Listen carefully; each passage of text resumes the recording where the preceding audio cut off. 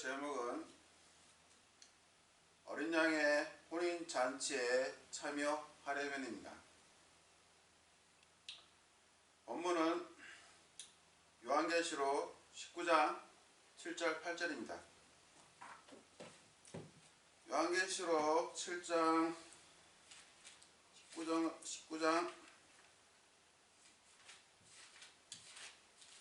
7절 8절입니다.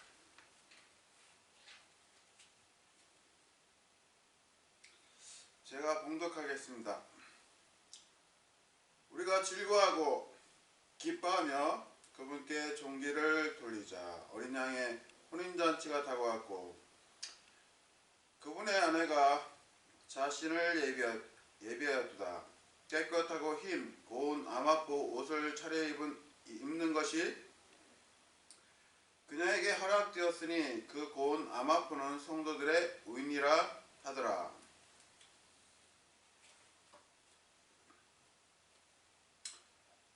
사람에게 있어 가장 중요한 것은 예수 그리스도를 소유하는 것입니다. 그 다음은 결혼입니다.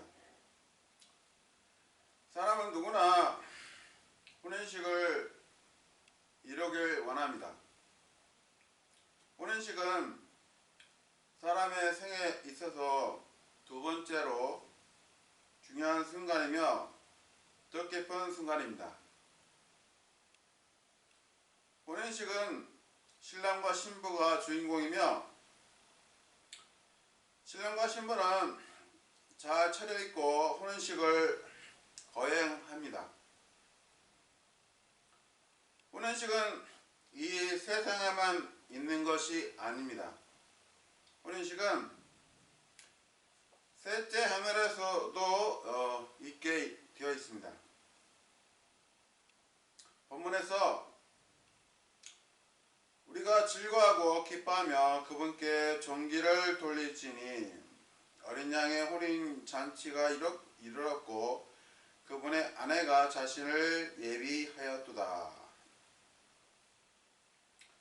우리는 어린 양의 혼인 잔치 시기가 언제 있을지 알 수는 없지만 구원받은 성도이고 하나님의 올바른 말씀을 주의 깊게 살펴본 사람이라면 누구나 그때가 다가온다는 것을 알 수 있습니다. 성경에 의하면 지금 우리가 살고 있는 시대가 라오디케인들의 교회 맨 끝부분에 살고 있으며 이방인들의 죄가 충만해져 가고 있다고 말씀하고 있으며 피부로 느낄 수 있습니다.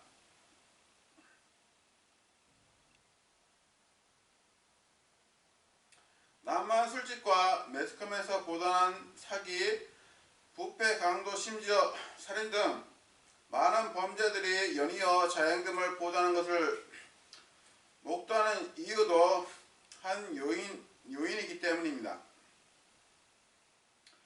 이러한 세상 속에서 우리는 다가올 어린 양의 혼인 잔치를 소망하게 됩니다. 주께서 호령과 천사장의 음성과 하나님의 나팔 소리가 일어나면 눈 깜짝할 순간에 구원받은 성도는 모두 구름 속으로 끌려 올라가며 이 땅에는 전무후무한 대환난을 맞게 될 것입니다. 구원받은 성도는 셋째 하늘에서 그리스도의 심판석을 이루게 되고 드디어 소망하던 예수 그리스도와 혼인식을 이루게 됩니다.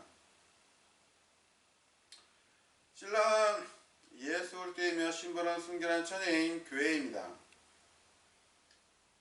혼인잔치에 참여하는 사람들은 율법시대 구약성도의 신랑 친구들, 구약의 율법시대 전에 은혜 아래 구원받은 사람들인 첩들, 환난 때 휴거된 유대인들인 처녀들, 환난 때 휴거된 이방인들인 손님들로 구성됩니다. 시편 45편 8절은 그 혼인잔치가 벌어지는 하늘의 궁전을 모략과 알로에와 계피 향내가 나는 상화 궁궐로 묘사합니다. 왕의 모든 옷은 상하 궁궐에서 나오는 모략과 알로에와 계피 향내를 풍기오니 그들이 그것들로 왕을 즐겁게 하였나이다. 시편 45편 8절 말씀입니다. 이 세상에 어떠한 화려한 왕의 궁궐도 이 상하궁을 흉내낼 수 없을 것입니다. 이 세상 그 어떤 화가도 이 궁궐을 완벽하게 그릴 수 없을 것입니다.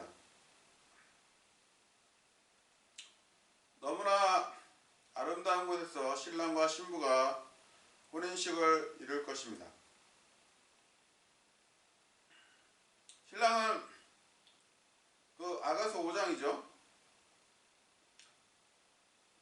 신랑은 아가서 5장 10절 11절에서 이렇게 묘사합니다. 나의 사랑 이는 희고도 불그스러하니 만명 가운데 가장 뛰어나시도다.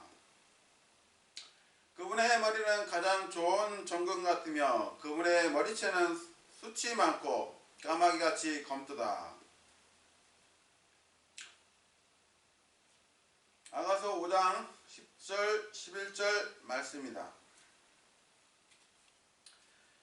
신랑이 장식으로 자기를 꾸미고 신부가 보석으로 자기를 단장하는 것 같이 이렇게 이사야 61장 10절에서 말씀하고 있습니다. 신부는 아침같이 찬란하고 달같이 아름다우며 해같이 맑고 깃발을 세운 군대같이 위엄있는 여자라고 아가서 6장 10절에서 말씀하고 있습니다. 가장 아름다운 여자지만 또한 군대같이 위엄있는 여자라고 설명드린 것은 교회가 위대한 주님의 군사이기 때문입니다. 저는 속죄사역의 극치를 이루는 어린 양의 혼인잔치에 참여하려면 이라는 주제로 말씀을 드리겠습니다.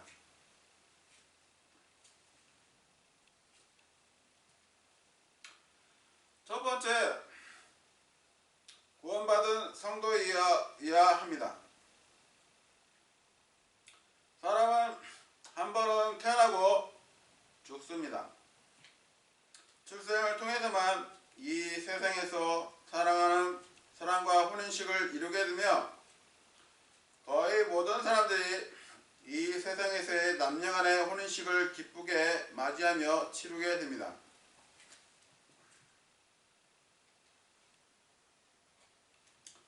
여러분은 출생을 하였기에 결혼을 이미 이룬 분도 있을 것이고 결혼을 원치 않게 안 한 분도 있을 것이며 아직 때가 되지 않아 결혼식을 경험하지 못한 분도 계실 것입니다. 그러나 셋째 하늘에서 있을 어린 양의 혼인잔치는 영적으로 출생을 반드시 이뤄야만 합니다. 구원받은 성도는 갓 출생한 아이입니다. 허물과 죄로 죽어있던 영이 살아나게 된 것입니다. 여기 모이신 모두는 예수 대 피로 죄 문제를 해결받은 사람들이라 여깁니다. 구원받은 성도는 왕같은 제사장이며 독특한 백성이며 거룩한 민족입니다. 교회시대에 구원받아야만이 어린 양의 혼인잔치의 신부로서 참여할 수 있는 것입니다. 구원받는 것은 간단합니다. 믿음에 의해서 구원받을 수 있습니다. 이는 너희가 너희 믿음의 결마 곧 너의 혼의 구원을 받았기 때문이라. 베드로전서 1장 9절의 말씀입니다. 누구나 주의 이름을 부르는 자는 구원받게 되어 있습니다. 자신이 죄인인 것을 시인하고 죄의 형벌과 지옥의 심판으로부터 구원해 주시기 위해서 주 예수 그리스도께서 자신의 죄를 대신해서 십자가에서 피 흘려 죽으시고 묻히셨다가 3일 만에 살아나신 사실을 마음으로 믿고 하나님 피임 예수 그리스도의 피로 자신의 죄가 깨끗이 용서되었다는 것을 마음에 믿고 입으로 시인하면 구원받게 되는 것입니다.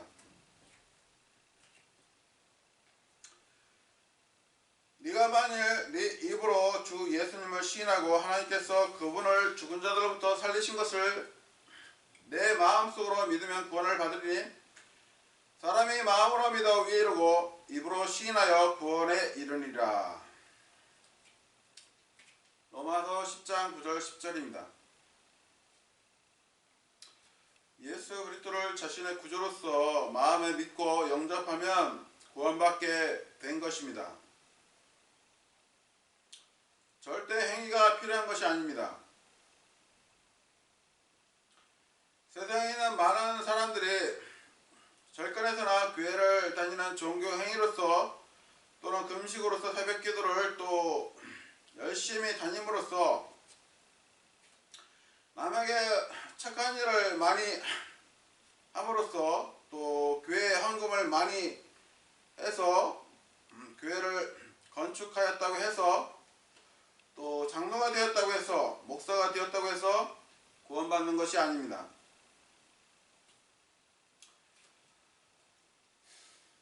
그렇게 가르침은 사건이며 속임수입니다. 마귀는 자신의 자녀가 빼앗겨 하나님의 자녀로 되는 것을 원치 않습니다. 그렇게 마귀는 사람들의 견고한 요새인 경험과 지식을 철저히 의지하게 합니다.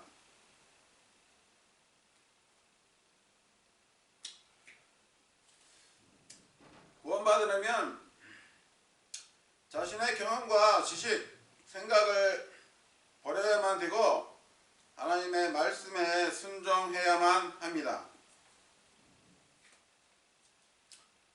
구원받은 성도는 새로운 창조물이 된 것이고 모든 것이 새롭게 된 것입니다. 그 사람 안에 예수 그리스도의 영이 그 사람의 영 안에 들어가게 된 것이고 속사람인 예수 그리스도의 형상이 만들어진 것입니다.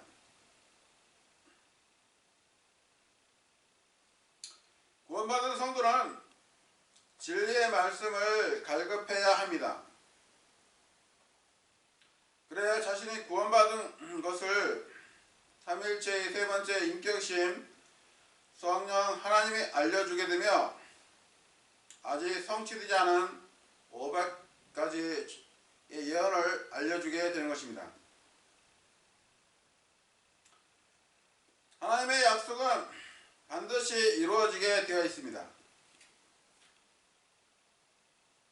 하나님의 올바른 말씀을 읽고 공부하고 묵상하고 상고하고 암송하는 성도는 다가올 심판과 장차 그리스도인이 그리스도의 심판석에 선다는 것과 어린 양의 혼인 잔치에 참여한다는 것을 알 수 있습니다.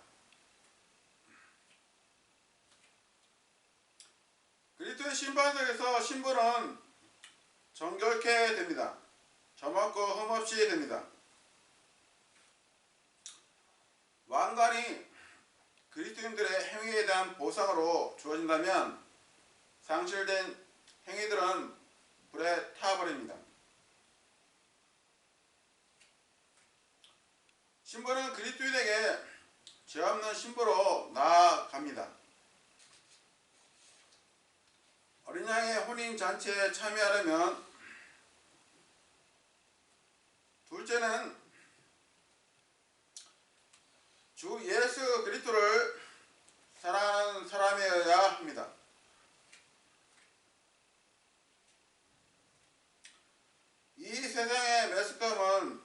두 남녀를 다룬 사랑을 묘사하고 사람들의 마음을 사로잡으려 합니다.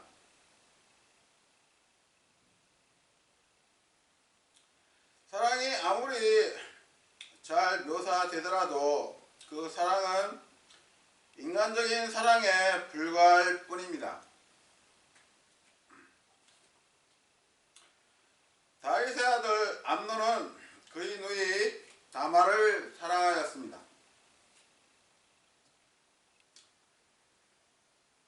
사무엘하 13장 4절 보면 그가 그에게 이르되 왕의 아들임 네가 어찌하여 날마다 여의어 가느냐 너는 내게 고하지 아니하겠느냐 하니 암논이 그에게 이르되 내가 내 동생 압살롬의 누이 다말을 사랑하노라 하매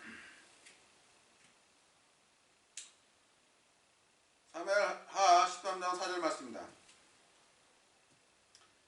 암논은 강제로 다말과 동침하고 그가 누이 다말을 사랑했던 것보다 그녀를 더 미워하였습니다. 압살롬은 누이 다말을 욕보인 날부터 암논을 죽이기로 결심하고 만 2년이 지난 후 압살롬의 종들을 시켜 암논의 마음이 포도주로 즐거워할 때 암논을 죽였습니다. 암논은 그 죄의 결과로 죽음을 얻게 된 것입니다. 암논은 인간적인 사랑을 하였습니다.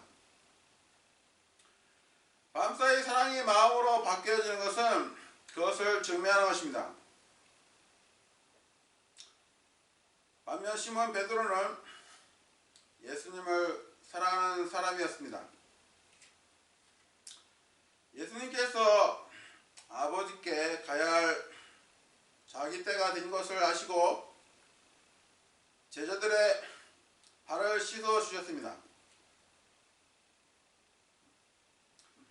그 다음 시몬 베드로에게 오자 베드로가 내 발은 절대로 씻기지 못할 것이라고 말했지만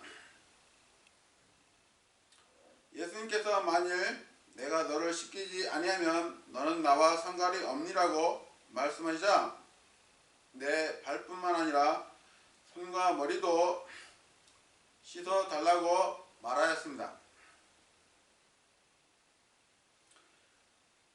베드로는 성격이 급한 사람이었으나 주님을 사랑하였던 사람이었습니다. 그러나 시몬 베드로도 연약하게 자신만만하게 주님을 사랑하노라 말하노라 했으면서 부인하는 결과를 초래했습니다. 베드로는 예수님께서 붙잡히시기 전 호언장담하며 내가 주와 함께라면 감옥이나 죽음에까지라도 가기로 준비되었다라고 말했으나 예수님이 붙잡히신 이후 3번이나 부인하고 예수님이 부인할 것을 미리 말씀하신 것을 기억하고 비통하게 울었습니다. 성도는 베드로의 우를 범하지 않고 지속적으로 주님을 사랑해야 합니다.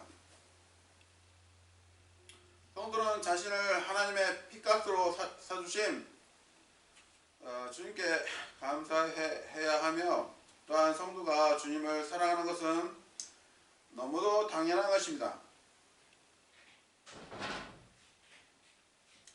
하나님은 우리를 죄로부터 구속해 주시고 모든 어려움으로부터 고난으로부터 재앙으로부터 위험으로부터 보호해 주시는 분이시며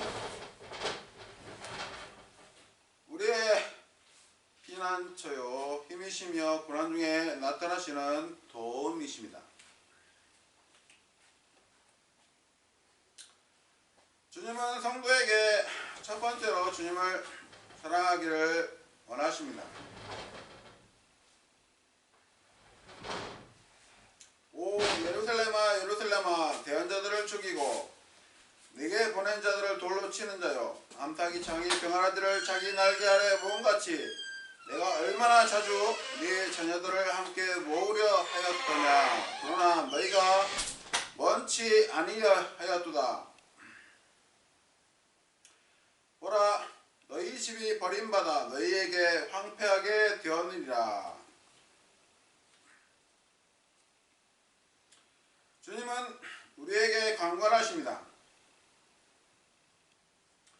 첫 번째로 주님을 사랑하도록 말입니다.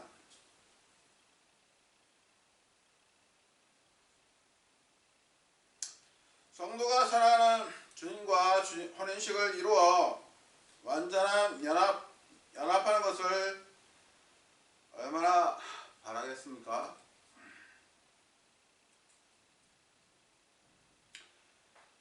그러나 주님은 더욱 그렇게 되기를 바라시며 성도를 사랑하십니다. 아가서 4장 9절에 내 누이 내 정혼자야 네가 내 마음을 빼앗아갔구나. 네가 네 한쪽 눈과 네 목의 목걸이 하나로 내 마음을 빼앗았구나.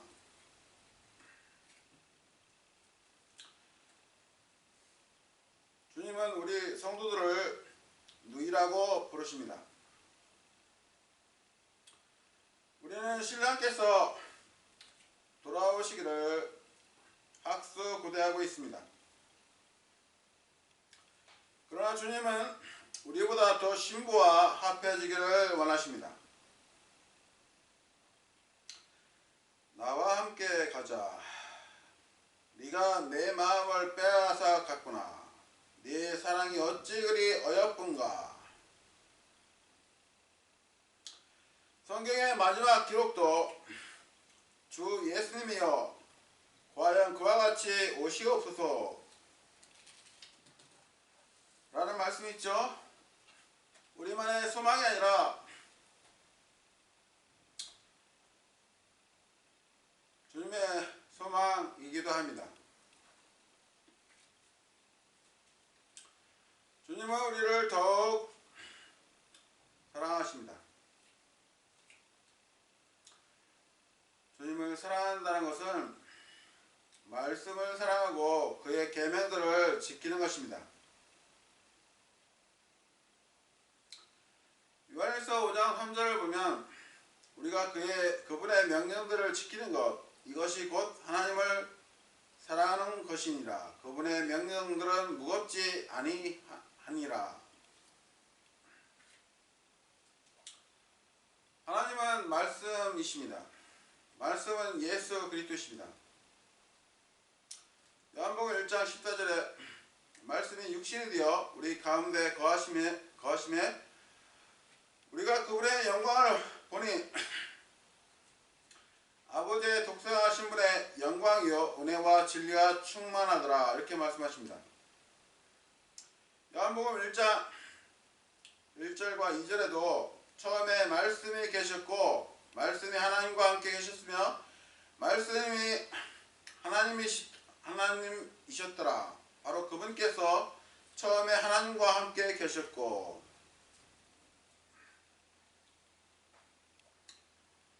성도는 하나님의 말씀을 사랑해야만 합니다. 하나님은 성도들에게 말씀으로 일깨워 주시며 모든 더러운 마음의 찌꺼기를 순수한 말씀으로 씻겨 주십니다. 성도가 말씀을 사랑하지 않으면 어떻게 더러운 마음의 찌든 때를 씻어낼 수 있겠습니까? 어떻게 주님이 바라시는 의의 길들로 갈 수 있겠습니까? 믿음의 길을 가는 데는 지표가 필요합니다. 그것은 하나님 말씀입니다. 하나님 말씀은 젖이요 꿀이요 사과요 빵이요 물이요 고기요 채소로 비유됩니다. 젖이 필요한 사람은 하나님의 말씀을 사모해야 합니다.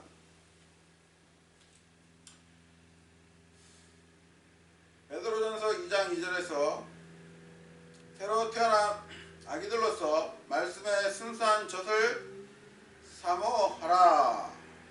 이것은 너희가 그 젖으로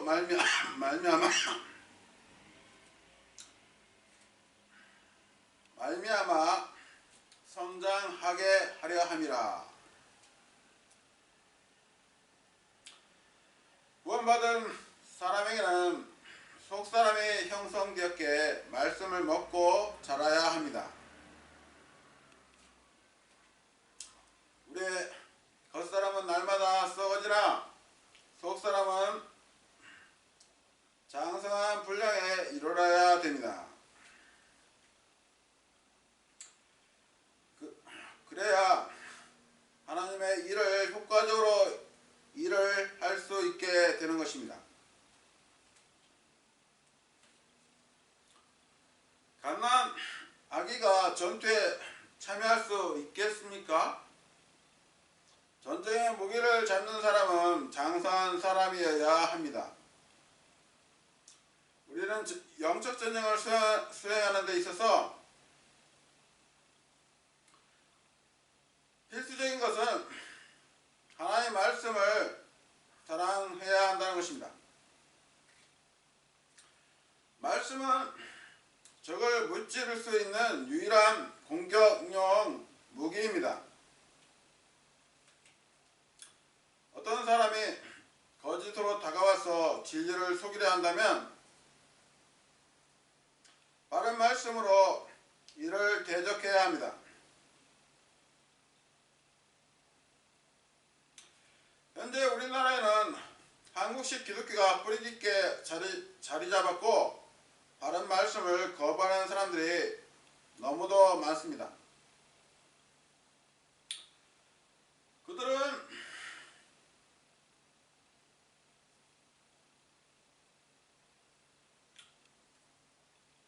킹제임스 혼전의 성경을 모르기에 혹은 알더라도 말씀을 사랑하지 않게 진리를 대적하는 편에 서 있습니다.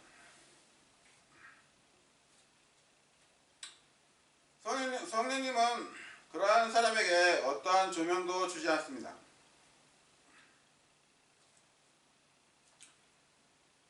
성령님께서는 말씀을 사랑하지 않는 자에게 조명과 지각을 열어주지 않으시기에 성경을 수백 번 읽었어도 다가올 어린 양의 혼인 잔치가 있는 것도 모르는 채 살아가며 기다리지 않게 되는 것입니다.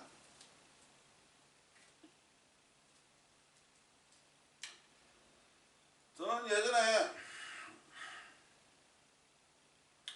당진감리교회 분목사라는 사람이 그리스도의 심판석이 있다는 것도 알지 못하는 것에 너무나 하나님 말씀을 모르며 또한 하나님 말씀에 관심이 없구나 생각하였으며 그 사람으로부터 성경을 가르침 받는 사람들은 과연 무엇을 배우고 있는가 놀랐습니다.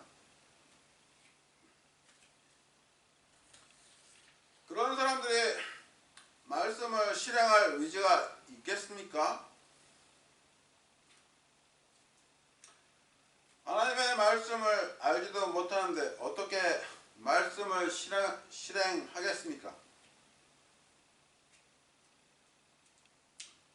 여러분은 자신을 속이지 마십시오. 하나님을 안다 하면서 말씀을 지키지 않는 것은 자신을 속이는 것입니다.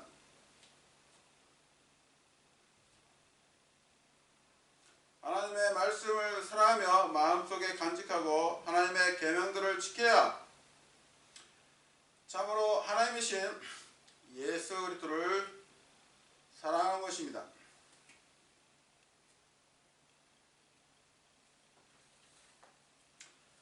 어린 양의 혼인 잔치에 참여하려면 세 번째, 소망 가운데서 인내해야 합니다.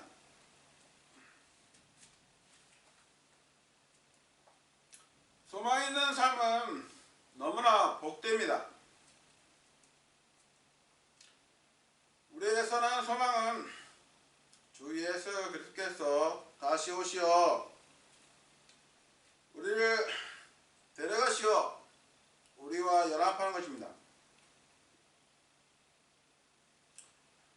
소망이 없는 사람은 세상에서의 혼의 쾌락만을 위해 대부분 살아갑니다.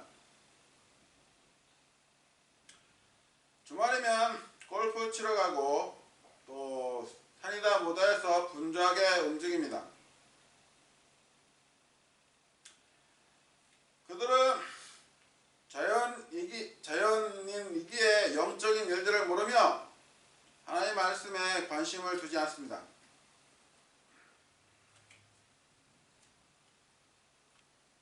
세상에서 잘 되는 인생이 과연 혼의 쾌락만을 위해서 살아가는 것입니까?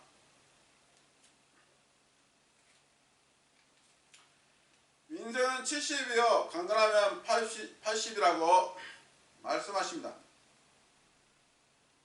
인생은 수고와 슬픔으로 가득 차 있고 고생을 하여야만 되는 것이 우리의 삶이지만 세상 사람들은 소망이 없게 술로 모든 것을 해결하려 합니다. 술은 마음에 근심하는 자들에게 필요한 것이기에 이것으로 세상 사람들은 모든 것을 잊고자 합니다. 술은 어떤 문제를 근본적으로 해결해 줄 수 없습니다. 술을 마시는 것은 왕이 해야 할 것이 아니라고 잠언서 31장 4절에서 말씀하고 있습니다.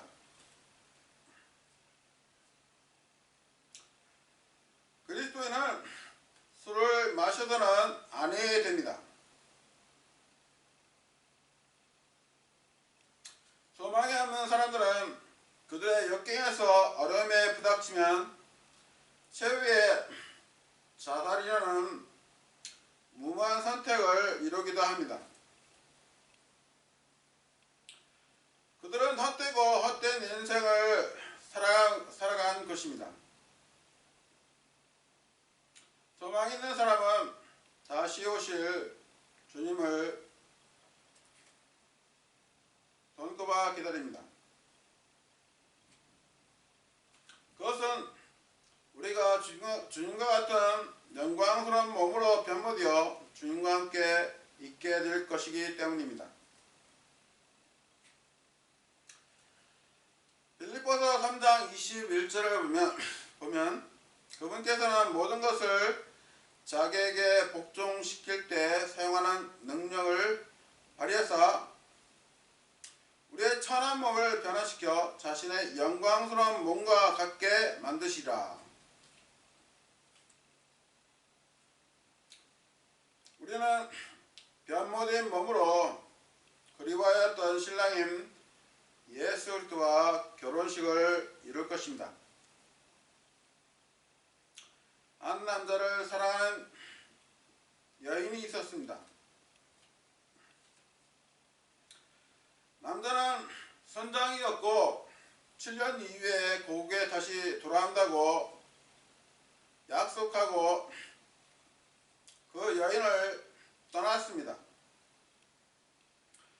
그 여인은 사랑하는 남자를 몹시 그리워했고 몹시 보고파하여 밤낮 사랑하는 사람을 떠올리곤 하였습니다. 사랑하는 이의 목소리를 들어보기도 싶기도 하였습니다. 그녀에게는 그 사랑하는 남자에게서 주고 간 편지가 있었습니다. 그것은 내가 반드시 오며 왔을 때 나와 결혼하기 위해 아름다운 혼인식을 이루겠다는 약속이었습니다. 그 아내는 그 편지로서 위로와 힘을 얻을 수 있었고 마침내 사랑하는 신랑과 아름다운 결혼식을 이루게 되었습니다. 그녀는 그 편지로서 소망 절망 가운데 인내할 수 있었습니다. 우리는 하나님의 영감으로 기록하신 약속의 성경을 가지고 있습니다. 절망 가운데 힘을 주며 슬픔 가운데 위로를 주며 불안 가운데 소망을 주는 책 중에 책인 성경에 있습니다. 예수 그리스도와 신부인 교회의 관계는 언약의 관계입니다. 이 관계가 변할 수 없는 것은 하나님의 말씀 속에다 분명하게 약속하고 또 맹세해 놓으셨기 때문입니다. 성경은 하나님의 언약의 책입니다. 예수 그리스도와 교회는 그 영원한 언약으로 맺어진 것입니다.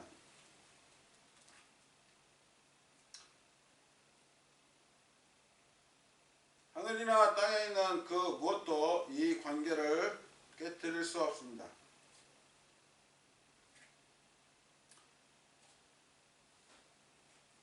하나님은 불변하시는 분이십니다.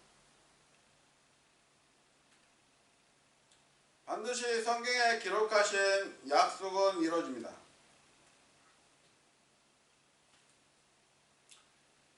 우리는 베드로후서 1장에서 성도가 지녀야 될 것 중 인내를 볼 수 있습니다. 베드로후서 1장 5절에서 8절을 보면 이것과 더불어 열심을 다하여 너희 믿음의 덕의 지식을, 지식의 절제를, 절제의 인내를, 인내의 경건을, 경건의 형제의 친절을, 형제의 친절에 사랑을 더하라. 이것들이 너희 안에 있어 풍성하면 그것들이 너희가 우리 주 예수 그리스도를 아는 것에서 빈약하거나 열매를 맺지 못하는 자가 되지 아니하게 하려니와 이것들이 없는 자는 눈먼 자요 멀리 볼 수 없는 자며 자기 옛 죄들에서 자기가 깨끗하게 된 것을 잊은 자니라. 어린 양의 혼인 잔치는 기다림의 절정입니다. 순결한 천여인 교회와 신랑이신 예수 그리스도와 연합을 하는 것입니다. 그리스도인에게는 인내가 필요합니다. 기다리고 기다리던 주님을 만나볼 소망을 갖고 있기에 우리는 인내할 수 있는 것입니다.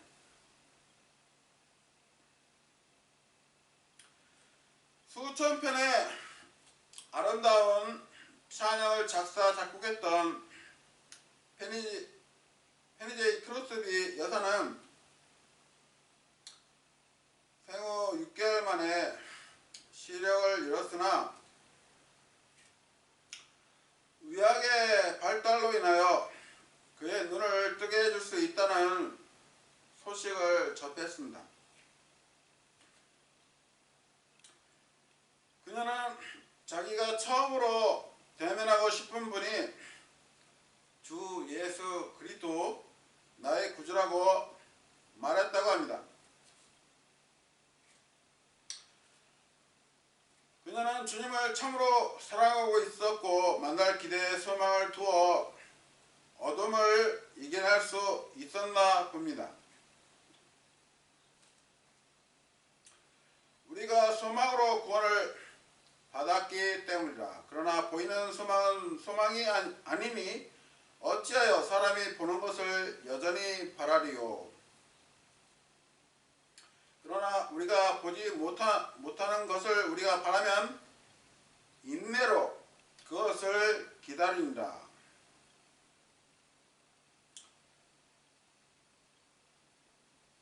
여러분은 소망 가운데 인내해야 합니다. 결론적으로 어린 양의 혼인잔치는 그를 믿는 모든 사람들이 결코 끝나지 않을 축복으로 들어가게 됨을 나타냅니다. 날들 중에 날인 한 날이 올 것입니다.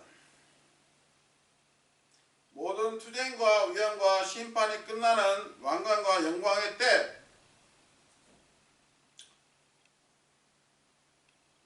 여러분은 그리스도의 사랑 안에서 지극히 높으신 이의 영광과 같은 영광을 함께 취하면서 살아있고 사랑스러우며 계속되는 연합 안에서 그분과 영원히 하나가 될 것입니다. 그리스도인은 그러한 어린 양의 혼인잔치를 고대하며 성경이 주는 인내와 의리로서 소망을 간직하고 주님을 사랑하는 모든 성도가 되시기를 바랍니다.